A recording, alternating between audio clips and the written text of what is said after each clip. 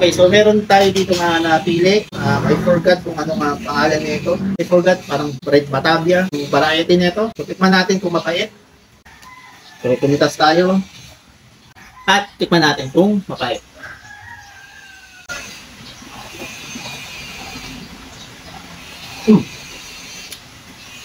Medyo may ano na siya. Pait. Pero kung, alam mo siya kung medyo may aftertaste na pait. Pero kung ihahalo mo na siya dun sa salad o kaya sa lumpia, is hindi mo na siya manonotice. Medyo may ano siya, medyo may pait, pero minimal lang.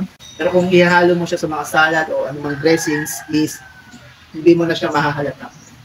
So ito ay di-display natin dun sa tindahan. So ayan, malabo na siya. Ito yung ugat niya.